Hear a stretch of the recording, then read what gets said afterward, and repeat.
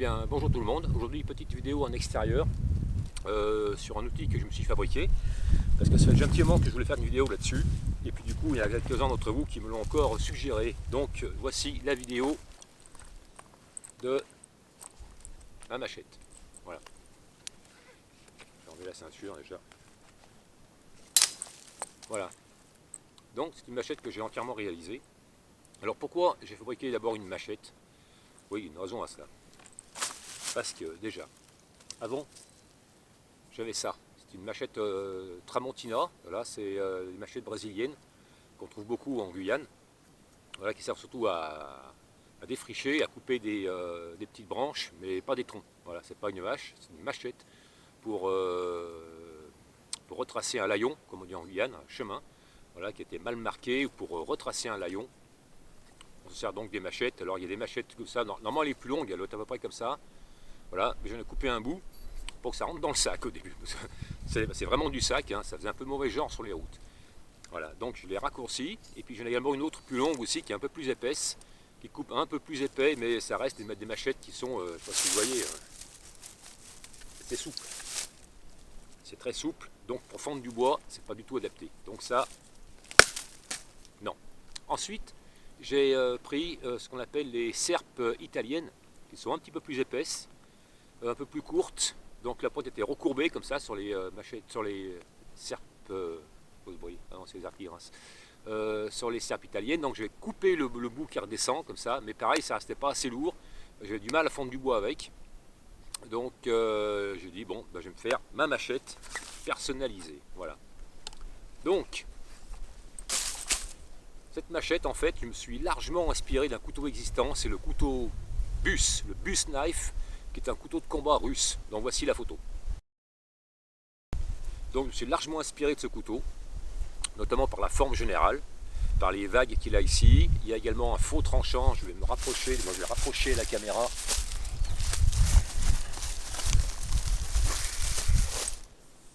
Voilà, il y a ici en haut de chaque côté donc ce qu'on appelle un faux tranchant, un peu comme sur les couteaux Bowie un peu. Donc ça va avoir une meilleure pénétration, mais là je pénètre personne, du moins en combat, hein. Excusez-moi. Donc voilà quoi, il y a des petites vagues ici, pourquoi j'en sais rien, ça faisait joli, hein. Donc j'ai conservé donc cette forme. Et j'ai réalisé un manche en micarta. Alors le micarta, c'est en fait c'est de la résine polyester qu'on mélange avec une autre matière, ou du papier, ou du tissu. Là j'avais mélangé donc un t-shirt camouflage que j'avais. Voilà, coupé un petit morceau, donc j'avais mis résine, t-shirt, et ensuite donc j'avais taillé là-dedans, et poncé comme du bois, pour faire un manche. Donc on voit pas bien ici l'effet camouflage, il se voit pas beaucoup, un petit peu plus de ce côté là, par ici, mais c'est léger, bon, voilà. Et ça c'est un truc que je ne ferai plus jamais, les manches en micarta, parce que déjà quand on manie la résine, ça pue, mais alors ça pue, on dirait qu'on est à côté des raffineries de pétrole. Et quand on le ponce, c'est encore pire. Ça fait une poussière fine, j'en avais plein le garage, c'était une catastrophe. Donc ça je l'ai fait une fois, et je ne le ferai pas deux fois, voilà. Maintenant tous mes couteaux sont en bois, et ça sent bon, et c'est pas trop toxique. Les bois sont un petit peu toxiques, mais c'est pas trop toxique pour la santé. Mais ça c'est une toxicité, ça c'est la catastrophe. Voilà. Et en plus, en prise en main, c'est vachement lisse. Voilà, c'est très très lisse. En prise en main, il n'y a pas de grippe du tout. Il faudrait peut-être que je pense un petit peu. Mais il n'y a pas de grippe. Sur du bois, même quand il est poli, on a toujours un grip. Mais ça, non, sur le micarta, non, c'est un essai que j'ai fait. Bon, puis ensuite, j'ai donc fait tenir le manche, ici avec des vis style Chicago. Voilà, il y a une vis pâle, une vis femelle, voilà, en torx, inox, pour être tranquille. Alors l'avantage de ce manche-là et de ces vis-là en inox, c'est que c'est un peu tracible, évidemment, ça ne va jamais pourrir, hein, c'est du plastoc. C'est de l'inox, donc ça ne va jamais pourrir. Au niveau de l'épaisseur, c'est une épaisseur de 4 mm, hein. J'aurais voulu du 5, mais je ne l'ai pas trouvé. Alors comment j'ai réussi à fabriquer cette machette? Alors j'ai réussi à la fabriquer grâce à ce qu'on appelle le stock removal. Le stock removal, en fait, c'est une barre de métal en acier au carbone. Attention, je précise bien au carbone. Là c'est de l'acier XC75 qu'on trouve, putain ça coupe, chez pas mal de fournisseurs donc en coutellerie. Voilà, du XC75. Donc j'ai acheté une barre de la hauteur un peu plus haute que la hauteur de ma machette, que je voulais donc en définitif. Et j'ai donc taillé dedans en fait. Donc je n'ai rien forgé, je n'ai pas tapé dessus au marteau, je l'ai juste passé à la lime, voilà, avec des ponceuses pour arriver donc à faire le tranchant, à faire les formes, voilà. Par contre ensuite je l'ai trempé, parce que le métal il faut quand même le tremper. Quand ils vous vendent de l'acier il n'est pas trempé, donc ensuite il faut quand même lui faire une bonne trempe pour qu'il garde son tranchant, voilà. Donc ce n'est pas de l'acier forgé, c'est de l'acier donc uniquement trempé et que j'ai usiné donc avec des machines portatives. Voilà. Donc j'ai taillé dedans avec des machines et ce n'est pas de l'acier forgé. Mais en qualité, le XC75 c'est donc vraiment très très bien. Étant donné que c'est de l'acier au carbone, c'est pas de l'inox, ça rouille. Alors il faut faire très attention. Oui, je me suis à peine touché, je me suis déjà coupé. Ça rouille. Donc quand vous partez avec, quand vous le mouillez pour une raison X, pensez bien à le sécher tout de suite, et si vous pouvez mettre un petit film gras par-dessus, genre d'huile d'olive ou n'importe quelle huile, pour pas qu'il rouille. Voilà. Quoi d'autre Oui, la lame est un peu grisée, bon à force ça se voit un peu moins. La lame elle est un petit peu grise, elle n'est pas blanche, voilà. Je l'avais donc grisée, je l'ai donc oxydée au vinaigre, voilà, c'est une technique également pour rendre les lames un peu plus grises. Voilà, à force de s'en servir, elle redevient un petit peu blanche. Elle n'est pas blanche brillante, mais on voit qu'elle est un petit peu grise quand même. Voilà. Et puis j'ai également gravé dessus Zombie Killer. Là c'est une gravure, c'est pas une gravure par électrolyse, là c'est une gravure que j'ai fait avec du peroxyde de fer, ça s'appelle, je crois, peroxyde de fer, un truc comme ça. Ah, du peroxyde de fer. Ah zut, j'ai oublié le nom, c'est ça je crois. Hein. Peroxyde de fer. Atmosphère. Facile à faire. Non, c'est pas du peroxyde de fer, c'est un nom comme ça. Je le redirai en fin de vidéo, parce que là j'ai oublié. Voilà. Donc on épargne toute la lame. Je l'ai épargné moi avec un vernis de graveur spécial, mais on peut également l'épargner avec du vernis à ongles ou un bon vernis, ou même une teinture. Et on gratte uniquement ce qu'on veut graver. Voilà. On grave sur le vernis, voilà, pour découvrir le métal. Et ensuite j'ai trempé donc dans ce perchlorure de fer. On y est arrivé, c'est du perchlorure de fer, voilà, c'est un acide pour les couteliers, voilà, qui sert à révéler le damas.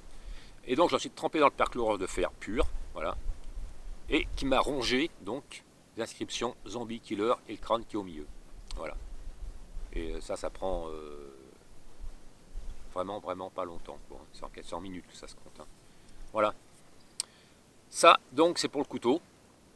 Il y a des trous également ici. Alors ces trous, ils peuvent servir à mettre une dragonne derrière. Bon, ça c'est un truc tout con. Mais on peut également ici, avec une paracorde, je vous montrerai tout à l'heure à la fin de vidéo, faire une garde ici, en paracorde ou en cuir. Donc ça peut être utile. Et puis également, il tombe bien celui-là, je ne l'ai même pas vu. Quand on a un grand bout de bois comme ça, on peut, grâce aux trous qui sont donc ici, attacher le couteau un grand bout de bois et en faire une lance, voilà, de défense. Voilà, donc ces trous servent aussi à ça. Ils servent donc à mettre une garde et puis une dragonne si on a envie. Voilà. Donc, l'étui.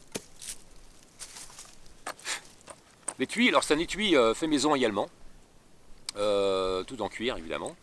Qu'est-ce qu'il a de spécial cet étui, à part qu'il soit gros.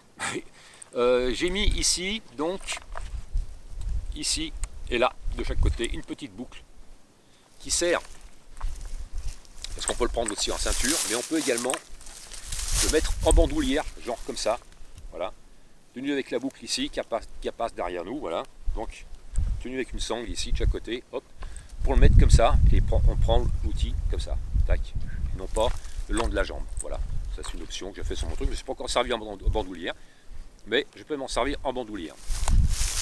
Il y a également ici une petite pochette, là, pour y ranger une petite pierre à aiguiser. Voilà, pour refaire un peu le fil s'il y a besoin. Voilà, une petite pierre là, tac. Voilà. Il y a également, j'ai mis également des œillets. Alors j'en ai mis aussi pour faire joli, mais il y en a qui me servent à mettre un bout de paracorde. Alors qu'est-ce que je fais avec ce bout de paracorde? Notamment, je vais vous montrer. Ce bout de paracorde, attaché donc au bas de l'étui, ici. Il me sert donc à attacher le bas de l'étui à ma jambe pour éviter que l'étui se balade. Comme l'étui est vachement long et vachement lourd, quand on marche dans un bois, il se balade. Là au moins, hop hop hop, on peut danser tout ce qu'on veut, le hop, le jerk, tout ce qu'on veut, danser le twist, bah avec ça, hop, ça bouge plus. Voilà, nickel. Puis je vous montrerai également comment je me sers donc de ces trous pour faire une garde. Alors c'est pas, je pense que c'est un truc que je fais moi-même, hein. Je crois que c'est de faire des gardes comme ça, mais moi je fais une garde comme ça, voilà. J'enroule ça autour du premier brin, tac, tac.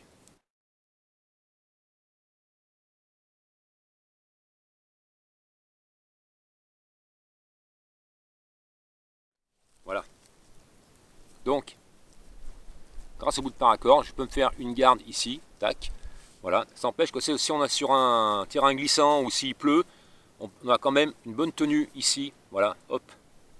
Tac, ça tient bien, hop. Et, et la machette ne nous glisse pas des mains, voilà.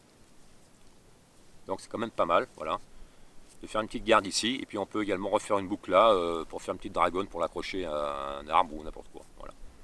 Donc petite dragonne sympa, juste avec un petit bout de paracorde. Et puis si on ne sait pas de la paracorde pour faire tout ça, et ben un petit bout de paracorde, ça peut toujours servir à faire n'importe quoi. Donc c'est pour ça que je mets un petit bout de paracorde sur l'étui de ma machette. Alors pendant les 3 jours là, je ne l'ai pas mis parce que je me suis servi pour pêcher de mon bout de paracorde. Voilà. Mais il me servait donc à ça. Voilà. Donc comme quoi, mon bout de paracorde qui est entouré à ma machette m'a quand même bien servi.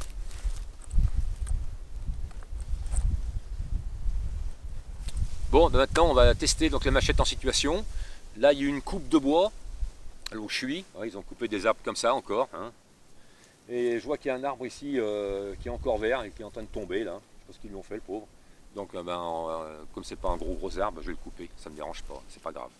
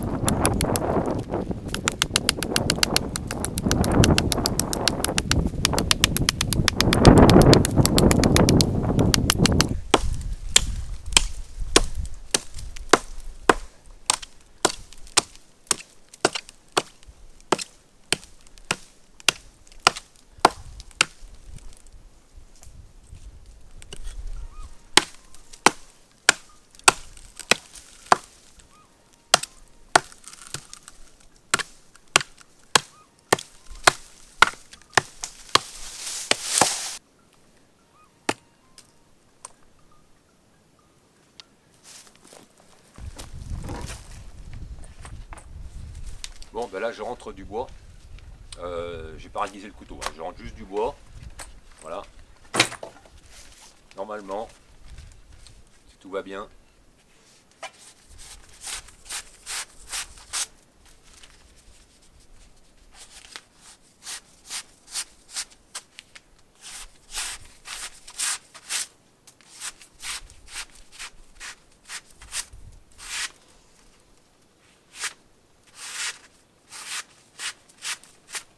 Ça coupe toujours. La preuve qu'il y a une bonne trempe et un bon aiguisage.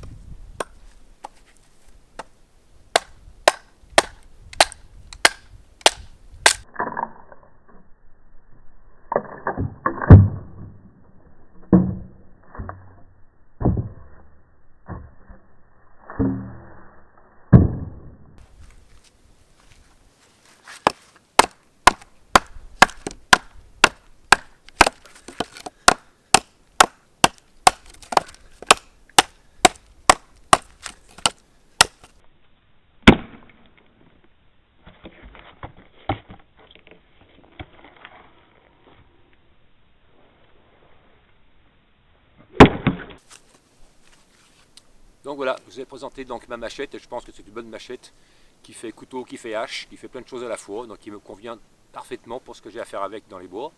Voilà, donc si vous voulez voir également d'autres objets que je fabrique, hein, je ne fais pas de la pub, mais allez voir par curiosité, vous verrez sur le bandeau de la page d'accueil de ma chaîne, dans le coin à droite, il y a un petit carré marqué Mes créations. Donc allez sur la page d'accueil de ma chaîne, cliquez sur Mes créations, et ça vous renvoie directement sur mon site et vous verrez un peu tout ce que je fabrique au niveau des couteaux, au niveau des cuirs et pas mal d'autres choses. Voilà, donc bonne journée à tous, à bientôt, ciao.